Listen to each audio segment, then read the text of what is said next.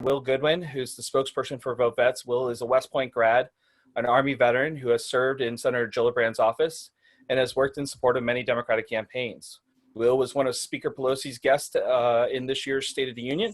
He served as a national surrogate for Mayor Pete's primary campaign and is a leader in the LGBTQ military community. Will, please take it away. Awesome. Well, thanks, Leo, and thanks for this chance to partner together. This is our first joint event between VoteVets and Veterans and Military Families for Biden, the first of many that we're looking forward to. As you know, and many on the call do as well, VoteVets is the nation's first and largest progressive veterans and military families organization, representing more than 700,000 folks across all 50 states, veterans, military families, and their allies. And since 2006, we've been working together to elect veterans to office at every level, from the school board to the U.S. Senate, including our two awesome congressional speakers who are here today. And we also help advocate for policies that would benefit those members. And of course, we know that they need a strong Department of Veterans Affairs. They need a Department of Defense that does right by our men and women in uniform, not by the president's political whims. But veterans policy doesn't stop at the VA or the Pentagon. And that's why today's economic roundtable is so important, because we need an economy that works for everyone, from the school teacher to the frontline worker, and yes, the active duty service member who's leaving the military and stepping into a civilian job, often for the first time. And that veteran and thousands like her need an economic champion in the Oval Office, and that is exactly what we'll get when we elect Joe Biden this November. But that works on us, especially everyone watching today, especially all of our VoteVets folks who are on the call. It's up to us to learn about the vice president's plan to build back this economy better, and then to share that information with our friends, family, and neighbors. And to help us learn about that plan, we're going to hear today from two veterans who are serving in Congress, Congressman Ruben Gallego and Senator Tammy Duckworth.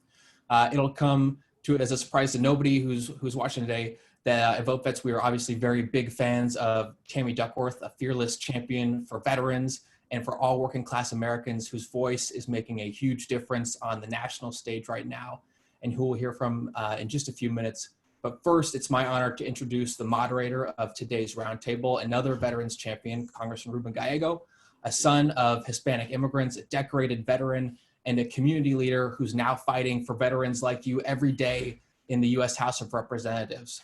Congressman Gallego is a Marine Corps veteran who served in Iraq with the well-known combat unit Lima Company, 3rd Battalion, 25th Marines, who were decorated for their heroism during some of the worst days of that conflict. And after serving in the Marines, he also served with distinction in the Arizona House of Representatives, being elected to Congress in 2014, where he has fought tirelessly for Arizona on education, job creation, veterans issues, immigration reform, and so much more. He's also a leader in the House, assistant whip of the Democratic Caucus, first vice chair of the Congressional Hispanic Caucus, and a leader on the Armed Services Committee. And I will say, having spent one day on the campaign trail with him back in New Hampshire for Hillary in 2016, visiting veterans in an SUV that we nicknamed the Vets UV for that day, the greatest hashtag to ever bless Twitter. I can tell you that he is a hell of a campaigner who really cares about people, and we are lucky to have him here and in the fight all the way to November for Joe Biden. So with that, I will turn it over to you, Congressman Gallego.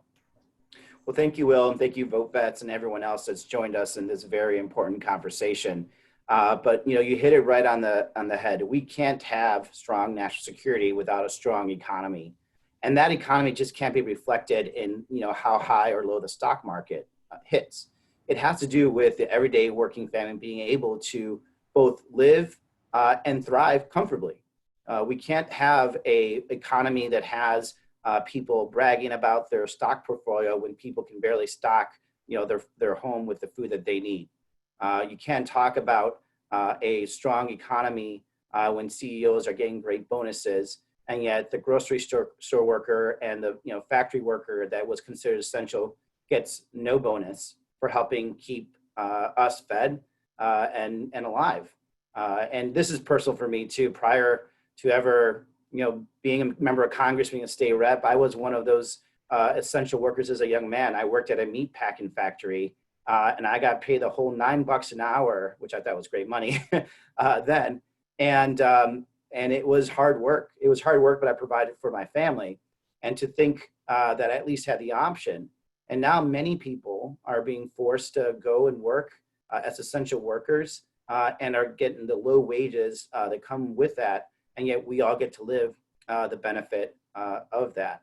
So we will get out of this COVID-19 pandemic, and we will eventually, obviously, with the leadership of Vice President Biden, turn this economy around. But it has to be an economy for everyone, that works for everyone, that actually people can succeed on.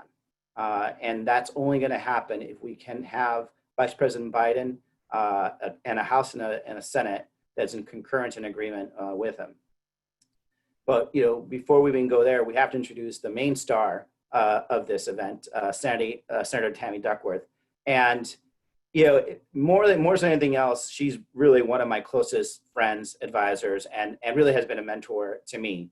And I've been very lucky. And I think a lot of us veterans have been very lucky to have her as a mentor, as a friend, because we could not have gone where we are without her. She was one of the first electeds among us, and she really inspired a lot of us. And she makes a damn good travel buddy too. But really, she is just a rock star. Was a leader in the House. Strong advocate on national security and veterans issues, even before getting to Congress. And then in the Senate, just continuing her strong advocacy, not just for veterans, but even our current military personnel, right? With all the controversy we see around right now, with the Russian bounty gate, with all these other issues, you can expect to see Senator Tammy Duckworth on the front lines again, really, hitting Trump hard and jabbing back and forth. And that's why you have, these minuscule men like Tucker Carlson that are going after her, because they know that her voice is stronger than thousands of these petty little people. So with that, it is my pleasure to introduce my good friend and a great leader, Senator Tammy Duckworth. Hi, everybody. Thank you, Ruben. That was very, very kind of you. Ruben and I have done some codels together and had a lot of fun. We even went out to the DMZ together and did not cause an international incident, so that's a good thing. But thank you, everyone, for being on this call. Thank you, Will, and everyone who helped set this up. It's really so important that we come together as veterans and military families in these really difficult times to show our support for the man who will be the next president of the United States, Joe Biden. Moments of crisis like the one we're in right now makes us appreciate how important, competent, steady leadership is in the Oval Office. They make us appreciate the massive responsibilities of the commander-in-chief, and they show us how disastrous it can be when a president abdicates his duties. Donald Trump has been a disaster from day one, but the consequences of his actions have been cast in such a stark light since this pandemic began. As we learn in the military, leadership is about taking responsibility for protecting the troops that you command and about how you respond to the challenges in front of you. Over the past few months, we've seen how badly Donald Trump has failed on both fronts. He's failed to keep Americans safe from foreign enemies who put bounties on our troops' heads in Afghanistan, and from a pandemic that is threatening our families, harming our economy, and has already claimed nearly 135,000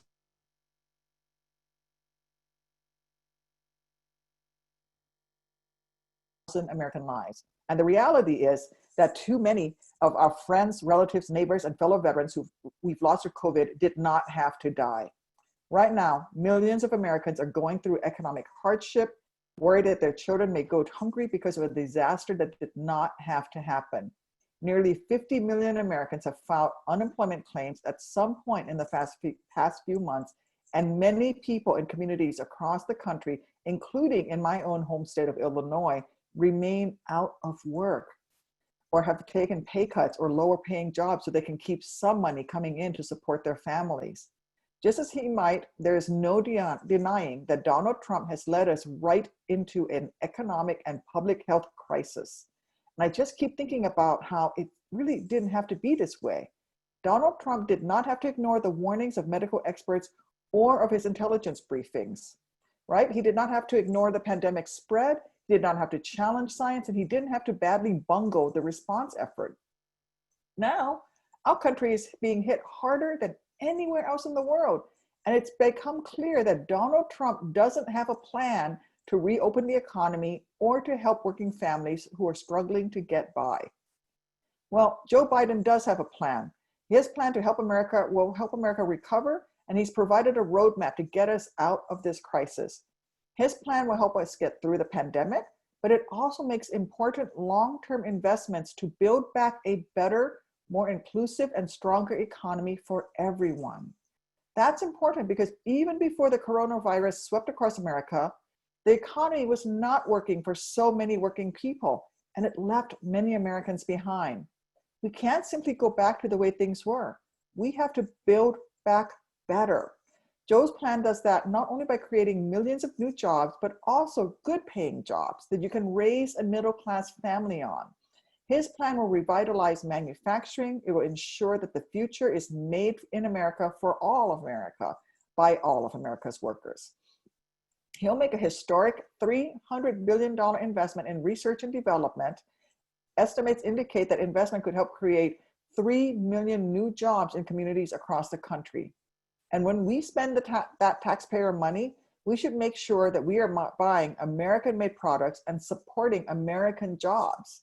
In 2018 alone, the Department of Defense spent $3 billion on foreign construction contracts, which could have been spent on American steel and iron and put Americans to work. Joe will focus on cutting the veteran unemployment rate by making it easier for service members transitioning back to civilian life to find jobs and use the skills they developed in the military instead of having to take a job at a lower skill level and at a lower pay level, which is something I've worked on for a long time in the Senate and in the House.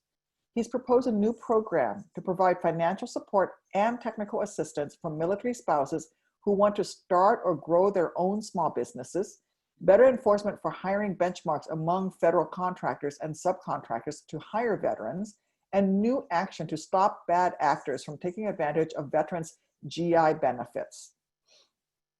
Joe's plan will also advance racial equity in America, and it will always treat American workers and their families as essential, not just during a time of crisis. There's so much at stake in the election today, and this so-called recovery the Trump administration has overseen has been anything but fair or equitable. Big businesses and the well-connected were quick to get loans from the federal government, while small business owners and middle-class families endured the worst economic losses the country has faced in modern memory. And the Trump administration and many Republicans in Congress want to let the additional unemployment benefits that Congress passed a few months ago run out just when families need it the most. We need new leadership in office that will turn things around, that will build a stronger, more inclusive, and fairer America, a more resilient economy with higher paychecks that will be fair, and higher paychecks that will help families to get ahead. So I'd ask you to join me to do everything you can to support the Biden campaign. One way to do just that is to grab your phones and text JOBS, JOBS to 30 and get involved. I know I'm going to be doing everything.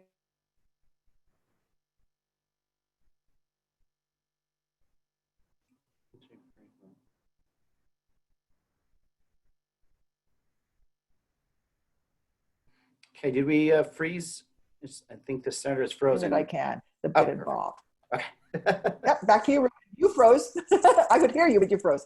Okay, great. I think we're all freezing right here, but thank you, Senator, for that. And we're going to open now up to some Q&A from some of our participants.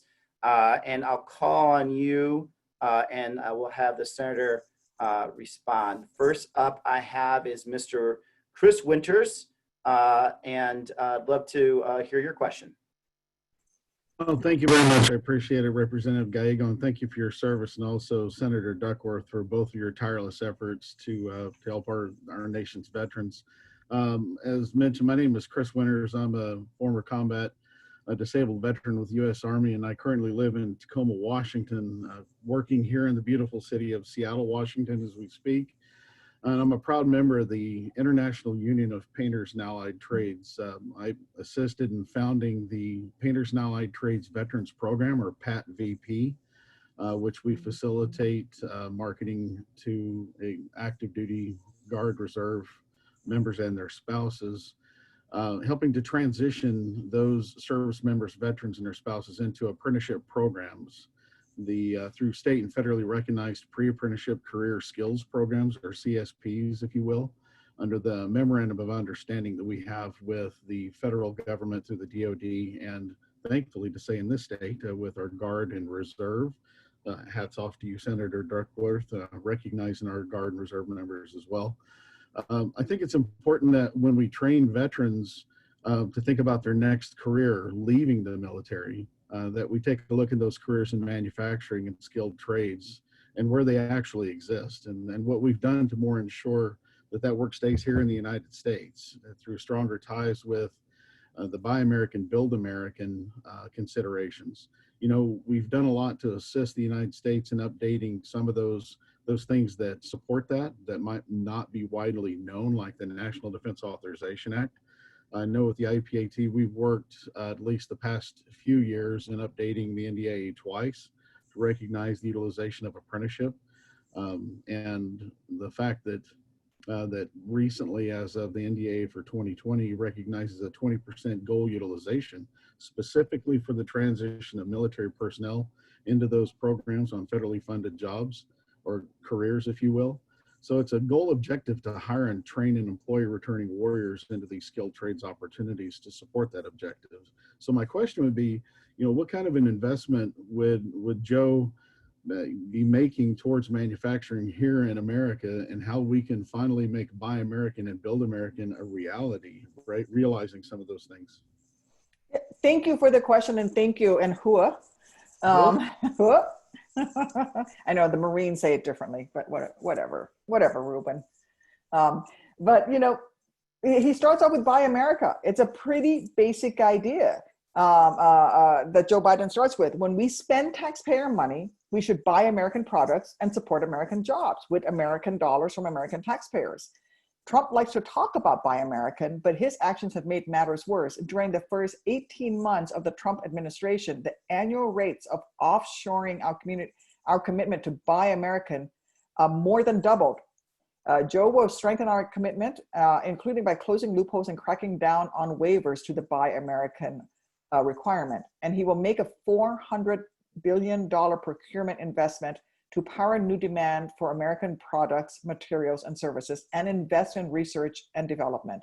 He will also make it in America, that is, retool and revitalize American manufacturing, especially those smaller manufacturers. You know, I come from the industrial Midwest, and we've seen these, you know, small business owners, 50 employees or less, 100 employees or less. They're good manufacturing companies, but they just can't compete when you have large corporations that are offshoring. And so Joe will retool and revitalize American manufacturing, especially those smaller manufacturers and those owned by women and people of color, by those that are veteran owned, by making sure that we enact the manufacturing tax credit, quadrupling support for the Manufacturing Extension Partnership, and creating a Treasury Department tax credit. So those are some of the ways that we can certainly invest in American manufacturing.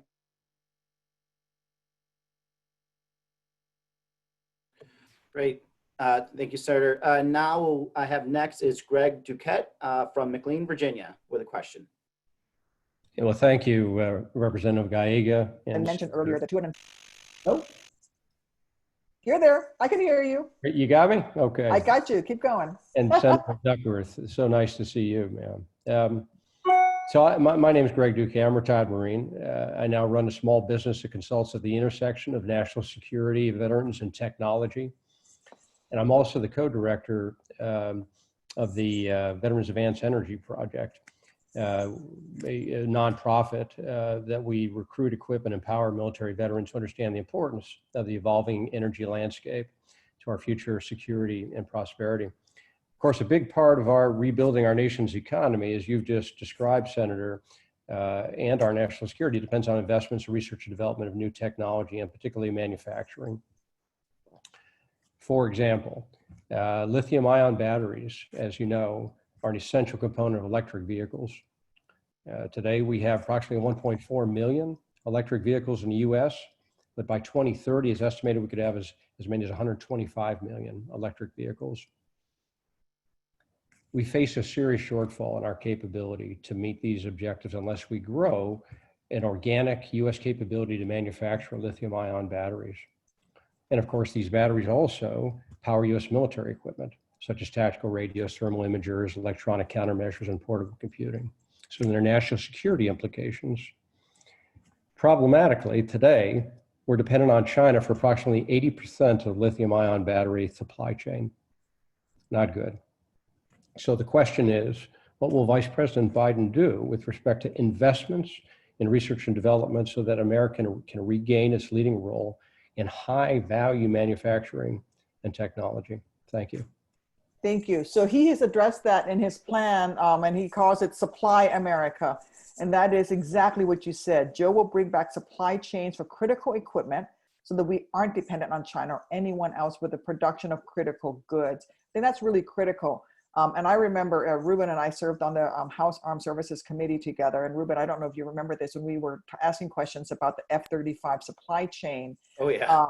And I asked the four-star generals, like, how far down the chain can you certify that these are American and that we don't have a Huawei chip or something in there? And he said, oh, only about 5 or 6 levels, but there's so many levels below that. And so we need to make sure that the critical goods, whether it's for defense or energy or PPE, for example, that we invest and maintain that capacity in the United States. We can't be where we are today, where we're completely dependent on China to manufacture major components, whether it's in defense industries or in regular manufacturing components that help to power our economy. So Supply America is something that Joe has made a commitment to investing in. Thank you. Great. Thank you. Next, I'd like to ask, next up is Julia de la Cruz from Westchester, Illinois, for her question.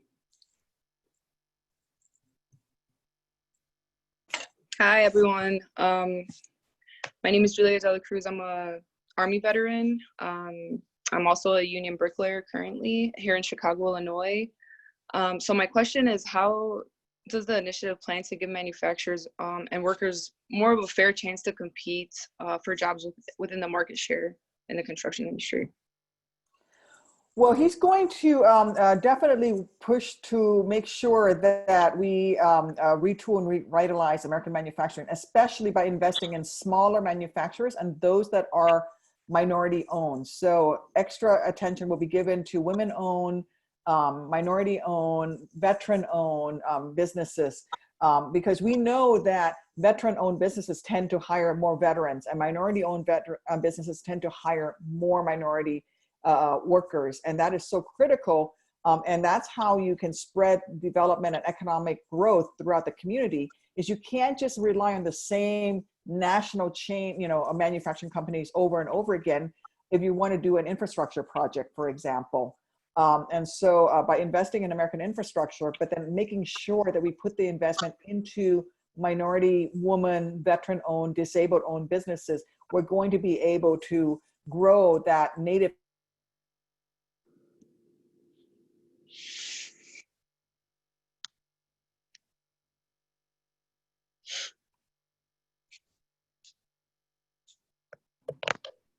Is everyone else frozen, or is it just me?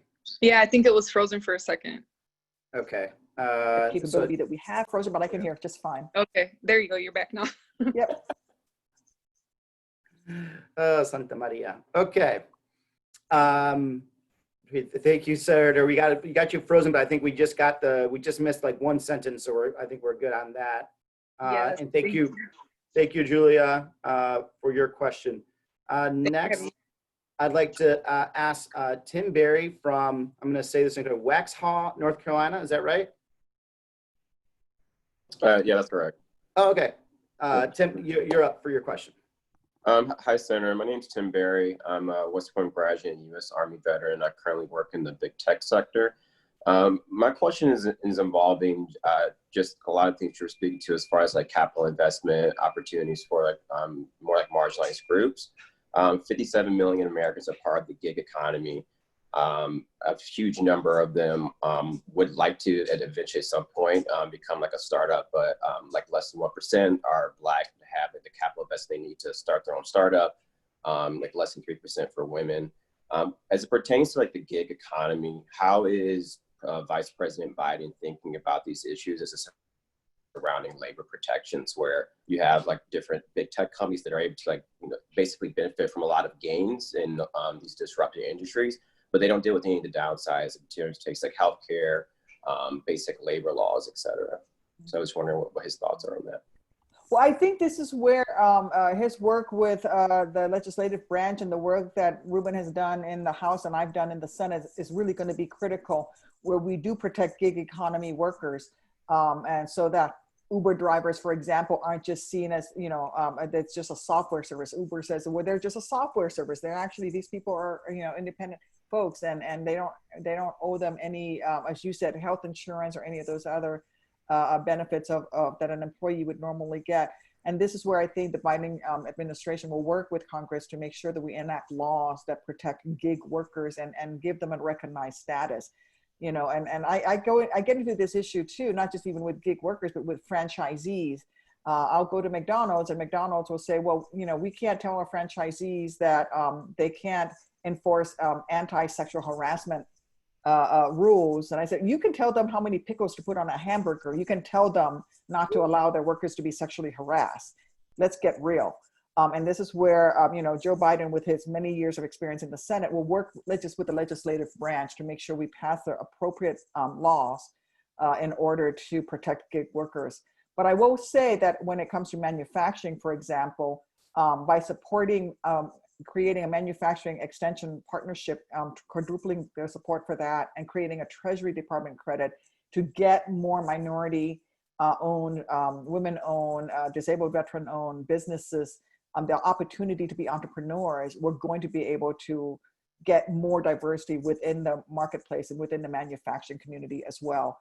But as far as gig workers are concerned, that's going to have to be a partnership, and Vice President Biden has already made that commitment. And we have many of the laws that you're talking about sitting in the House and sitting in the Senate. In the Senate, Mitch McConnell has just not allowed us to vote on them. He won't even let us debate them. And that's the frustration, because we have a solution to these things. We're not even allowed to debate them on the Senate because Mitch McConnell controls that debate over here. Thank you. And we're actually ahead of schedule. That's what happens when you put a Marine in charge. We actually, move fast and furious. But I'm going to kick this back to Leo. And Leo, you'll take over from here. Yes, sir. And that was wonderful. Thank you, Representative Gallego. Thank you, Senator Duckworth, for your time today. And thank you to VoteVets and Will Goodwin for making this event possible. And especially to all the vets that just shared their stories and reminding us that elections have consequences. And now I'm sure everyone else on the call is saying, all right, Leo, we're all in with Biden, but what can I do to help us win in November? And obviously, during this time of COVID-19, campaigning is going to look a lot different than it has in years past. So what I ask you all to do first is visit joebiden.com/action. Again, joebiden.com/action to sign up to find events near you. Of course, national virtual events like the one today. You'll also find an action center. One of the most valuable ways we are going to be able to connect with voters this campaign is going to be through good old-fashioned phone banking. And finally, in the Action Center, you can also download the Joe Biden app to have all the campaign tools on your mobile device. And in addition to signing up at the Action Center, we ask for your support by liking and joining our Veterans and Military Families for Biden Facebook pages, groups, follow the official Twitter account at Vets for Joe. And on these social media platforms, you'll be able to stay connected with the campaign, find out about special Veterans and Military Families events like the one today, and also throw out there that we're having our first fundraiser on July 30th, where we'll have Mayor Pete and Senator Duckworth headlining that event. And then finally, as Senator Duckworth mentioned earlier, we actually have two codes. One is jobs at 30330, and that will share the Build Better Back plan of Joe Biden.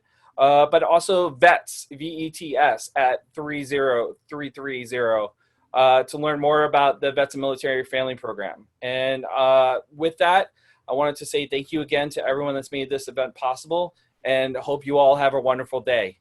Thank you. Thank you. Bye, everyone. Adios, adios. Have a good one.